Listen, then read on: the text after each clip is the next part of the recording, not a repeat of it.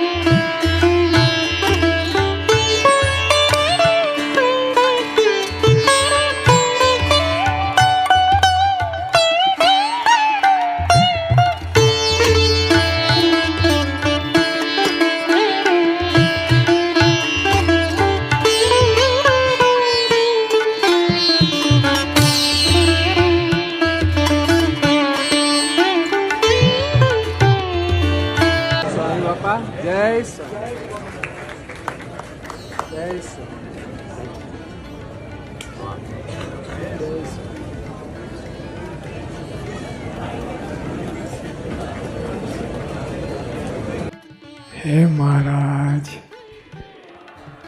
હે સ્વામી, આજે આપ આ પ્રાર્થના મંદિરમાં સાક્ષાત બિરાજ્યા છે. આપનો મહિમા અપાર છે.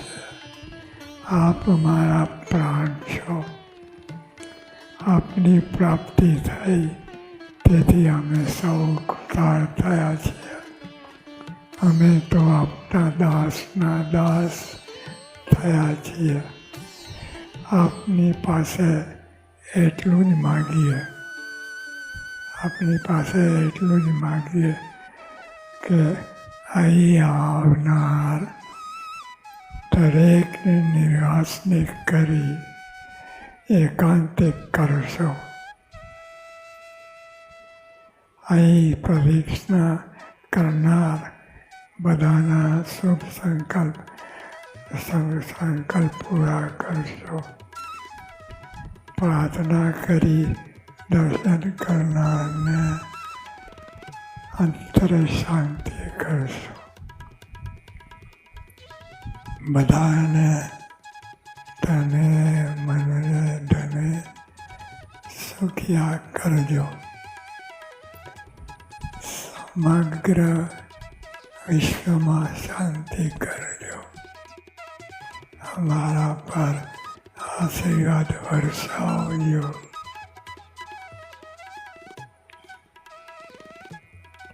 સાધુ કેશવજીદાસ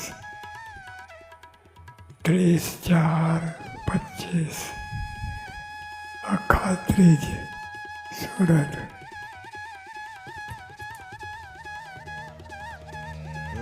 श्री स्वामिनारायणेत्याख्य दिव्य मंत्र प्रदायकाय ओम श्री स्वप्रतिमा प्रतिष्ठा कृते ओम श्री स्वसंप्रदाय कारकाय ओम श्री प्रस्थापित स्वसिद्धांताय ओम श्री ब्रह्म ज्ञान प्रकाशकाय ओम श्री गुणातीतोक्त महात्म्याय ओम श्री अक्षरात्मैक्यप्रबोधकाय ॐ श्री मूलाक्षर गुणातीत स्वरूप परिचारकाय ॐ श्री भक्तिलभ्याय ॐ श्री कृपासाध्याय ॐ श्री भक्तदोष निवारकाय ॐ श्री शास्त्रे स्थापित सब्रह्म धातु मूर्तये ॐ श्री अलौकिकाय ॐ श्री ब्रह्मद्वारक प्राकट्याय ॐ श्री सम्यगक्षर संस्थिताय ॐ श्री समाधिकारकाय ॐ श्री निखिल पापनाशकाय ॐ श्री सर्वतंत्र स्वतंत्राय ॐ श्री माइक गुणव બધાને થયું કે સ્વામીને હેલિકોપ્ટર ઉપર બેસાડી અને આખા પેરિસ ઉપર ફેરવવા એટલે ત્યાં બધાને સત્સંગ થાય. I was so impressed by their ભક્તિ કે એ લોકોની પાસે કાર લેવાના પૈસા નહીં આ નહીં પણ આવો સરસ વિચાર કર્યો અને હેલિકોપ્ટરમાં સ્વામી બાપાને આખું પેરિસ બતાવ્યું.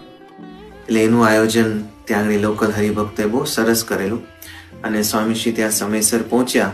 પહેલું જે હેલિકોપ્ટરમાં જે બાપા બેઠા એ ઓપન ડોર્સ વગરનું, કોઈ પણ બારણા નહોતા. પંકસ્વામી મહારાજ હરિકૃષ્ણ મહારાજને લઈ હેલિકોપ્ટરમાં બિરાજી આખા પેરિસ પર આ રીતે દસ્તી કરી ને ઉપરથી પુષ્પો પ્રસાદીના પુષ્પો ઉસ્તી કરી પેરિસની ધરતીને પાવન કરેલી. અને એ 20 મિનિટ સ્વામીએ કરીને પછી પાછા ત્યાં હેલિપેડ ઉપર આવીને ઉતર્યા. પછી બીજું હેલિકોપ્ટરની અંદર બેઠા કે જેની અંદર બંધ બારણા હતા અને એમાં પછી સ્વામીશ્રી વિશેષ જે દૂર દૂર જગ્યાઓ બધી જોવાની હતી એ પેરિસ ઉપર સ્વામીશ્રી એ આમ આકાશ યાત્રા એમને કરેલી. અને ભગવાનને સંત કહે કે તું દેહ ઇન્દ્રિયો મન પ્રાણથી જુદો છું અને સત્ય છું અને જાણનારો છું. તો એ વચનમાં વિશ્વાસ રાખીને પોતે આત્મા રૂપે વર્તે પણ મનના ઘાટ ભેળો ભળી જાય નહીં. સંત કહે જો યાદ રાખો તું દેહ ઇન્દ્રિયો મન પ્રાણથી જુદો છું અને સત્ય છું અને એનો જાણનારો છું. તો એ વચનમાં વિશ્વાસ રાખીને પોતે આત્મા રૂપે વર્તે પણ મનના ઘાટ ભેળો ભળી જાય નહીં. હવે આ વાત કરીને તો બાપા બોલે શું આવ્યું? હવે સ્વામી નિરૂપણ કરતા હતા શું આવ્યું? સંતો જોતા હતા. બાપા કે રોજ 1 કલાક અંતરદ્રષ્ટિ કરવી. આ જોઈ જ રહેવાનું 1 કલાક 1 કલાક હું આ આત્મા છું આ દેહ નથી. આપણે તો 5 મિનિટમાં બધા વિચારો તો પૂરા થઈ જાય, વિરામ થઈ જાય. પછી સ્વામી હસવા લાગ્યા. પ્રભુ સ્વામી મહારાજ કે અડધો કલાક તો કરજો, અડધો કલાક તો કરજો. આ સ્વામી બાપાએ વાત કરી. જો આનો મહિમા, આની મહત્તા સ્વામીના મનની અંદર છે. એટલે આપણને ખ્યાલ આવે કે શ્રીજી મહારાજે આપણને વતનામૃતમાં જે વાત કરી છે એ વાતનો કેટલો બધો મહિમા છે. દાસતાવાની વાત કરે છે મહંત સ્વામી મહારાજ. તો દાસપણાની અંદર શરીર આડું આવે છે,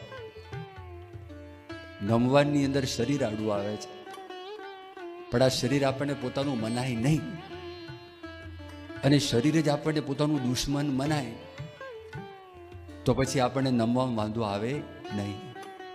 આ જો સમજણની આપણે દ્રઢતા કરી હોય તો આપણે વાંધો આવે નહીં.